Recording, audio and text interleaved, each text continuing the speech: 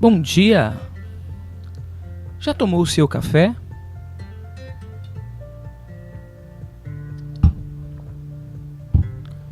No Curta Palavra de hoje, eu quero convidar você a pensar nisso.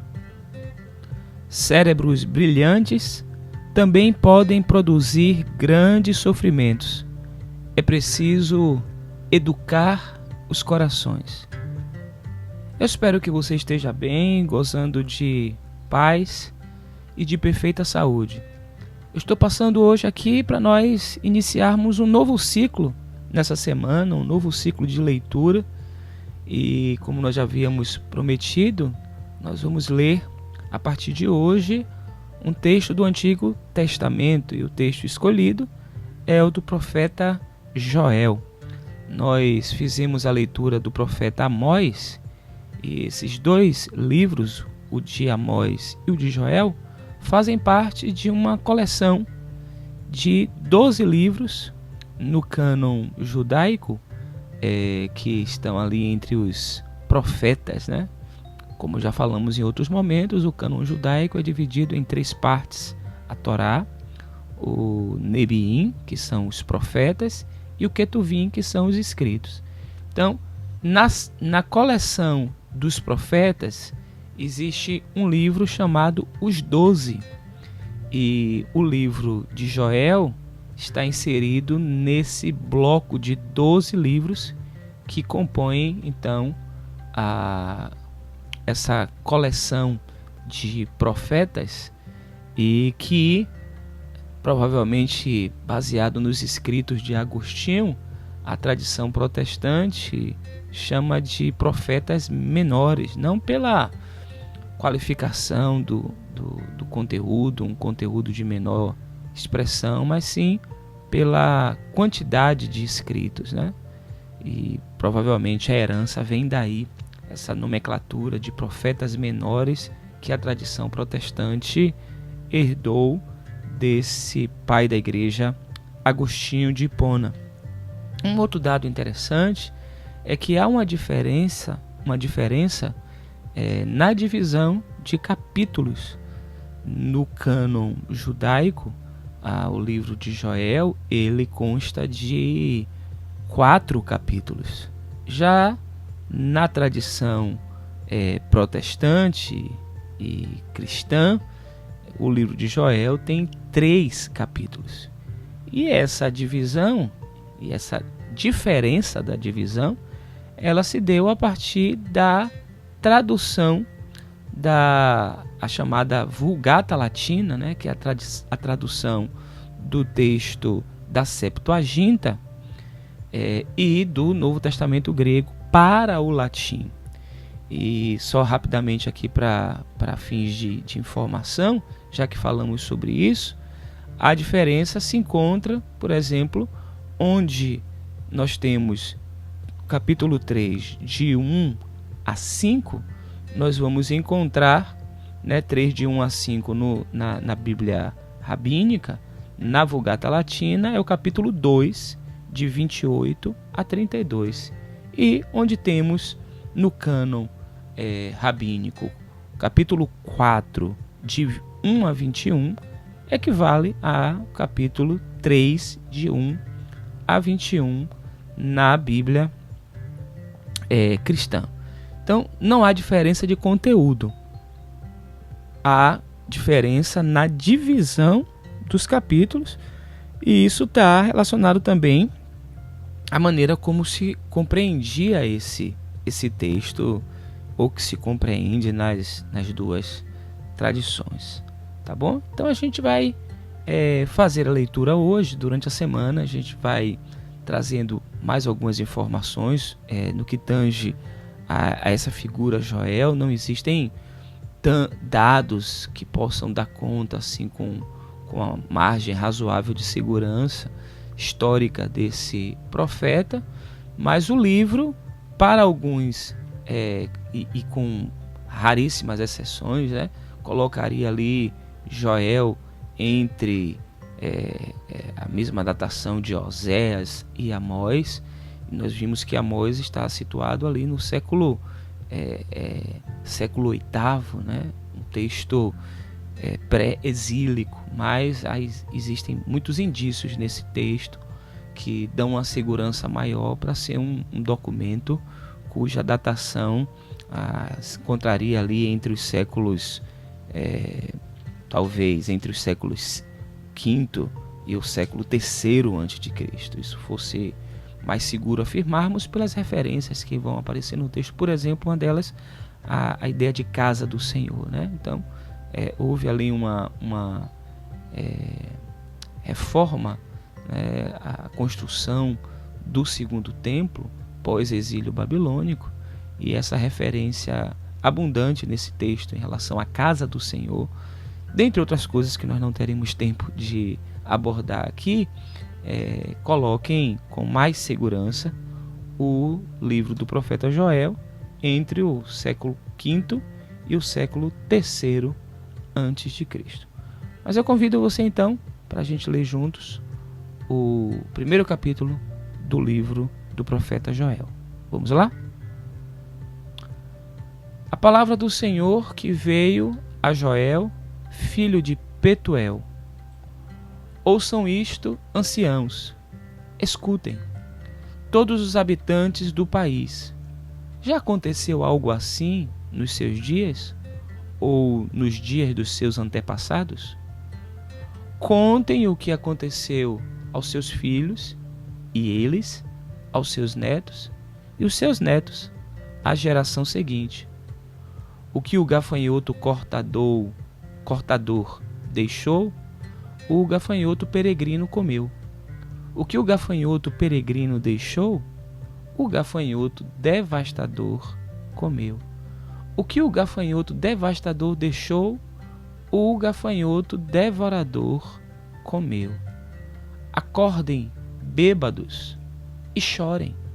Lamentem todos vocês, bebedores de vinho. Gritem por causa do vinho novo, pois ele foi tirado dos seus lábios. Uma nação invadiu a minha terra, poderosa e inumerável. Seus dentes são dentes de leão, suas presas são de leoa. Arrasou as minhas videiras e arruinou as minhas figueiras. Arrancou-lhes a casca e derrubou-as, deixando brancos os seus galhos. Planteiem como uma virgem em vestes de luto, que lamenta pelo noivo da sua mocidade. As ofertas de cereal e as ofertas derramadas foram eliminadas do templo do Senhor. Os sacerdotes que ministram diante do Senhor estão de luto. Os campos estão arruinados, a terra está seca, o trigo está destruído, o vinho novo acabou, o azeite está em falta. Desesperem-se, agricultores, chorem, produtores de vinho. Fiquem aflitos pelo trigo e pela cevada, porque a colheita foi destruída. A vinha está seca e a figueira murchou. A romanceira, a palmeira e a macieira, todas as árvores do campo secaram. Secou-se mais ainda a alegria dos homens. Ponham vestes de luto, ó sacerdotes, e planteiem. Chorem alto, vocês que ministram perante o altar. Venham, passem a noite vestidos de luto, vocês que ministram perante o meu Deus, pois as ofertas de cereal e as ofertas derramadas foram suprimidas do templo do seu Deus. Decretem um jejum santo, convoquem uma assembleia sagrada. Reúnam as autoridades e todos os habitantes do país no templo do Senhor, do seu Deus, e clamem ao Senhor. Ah, aquele dia, sim, o dia do Senhor está próximo, como destruição poderosa da parte do Todo-Poderoso. Ele virá. Não é verdade que a comida foi eliminada diante dos nossos próprios olhos? E que a alegria e a satisfação foram suprimidas do templo do nosso Deus? As sementes estão murchas, debaixo dos torrões de terra. Os celeiros estão em ruínas. Os depósitos de cereal foram derrubados, pois a colheita perdeu. Como está mugindo o gado, as manadas andam agitadas, porque não tem pasto. Até os rebanhos de ovelhas estão sendo castigados. A ti, Senhor, eu clamo, pois o fogo devorou as pastagens e as chamas consumiram todas as árvores do campo. Até os animais do campo clamam a ti, pois os canais de água se secaram e o fogo devorou as passagens. Esse texto descreve uma cena à semelhança do que nós vimos em Amós, uma cena de uma catástrofe nacional, de muitas perdas, de muita escassez, de muito sofrimento. Mas tendo em vista as colocações que fizemos no início, eu queria apenas fazer um pequeno registro a partir do que está no versículo 12, onde essa palavra que veio ao profeta, que vai descrevendo um dano naquilo que é a fonte de subsistência, agricultura. As imagens aqui são imagens de um povo que necessita do que a terra produz. E aí, se a terra é alcançada por essas pragas, esses animais que consomem a lavoura, os insetos descritos aqui, há um problema econômico de escassez, de fome. E no versículo 12 fala da vinha que está seca e da figueira que está murcha, da romanceira, palmeira e macieira, todas as árvores do campo secaram. E aí ele faz um destaque, que é quando algo seca ainda mais, a alegria dos homens. A gente tem vivido numa época que é muito comum encontrarmos pessoas assim, diante das perdas, diante do luto, diante dos enfrentamentos, diante dos desastres pessoais e também coletivos, pessoas que estão com a alegria seca.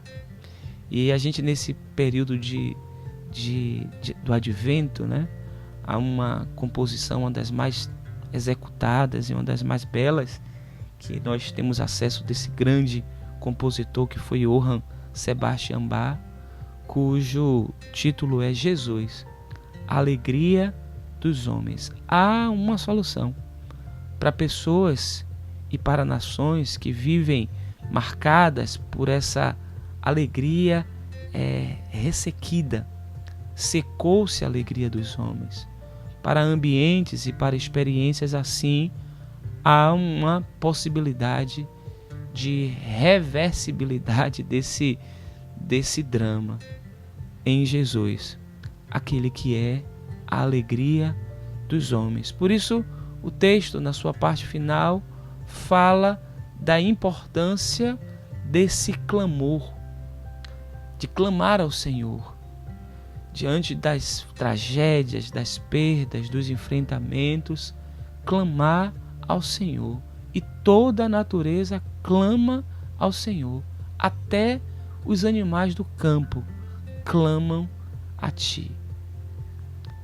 Temos aqui então imagens que apontam para a perda, para o luto, para a escassez, mas por outro lado há um indicativo de que, se clamarmos aquele que é a fonte de todas as coisas, aquele que é a alegria de todos os homens, o nosso coração será alcançado, o nosso coração será preenchido, o nosso coração será amolecido para uma dimensão melhor.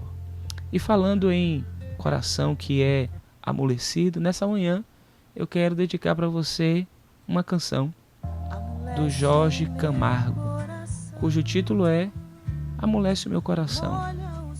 Faça dela a sua oração nessa manhã.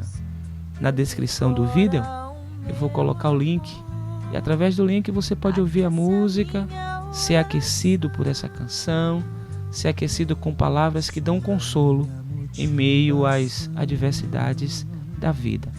Mas escreve aqui nos comentários as suas primeiras impressões da leitura do profeta Joel.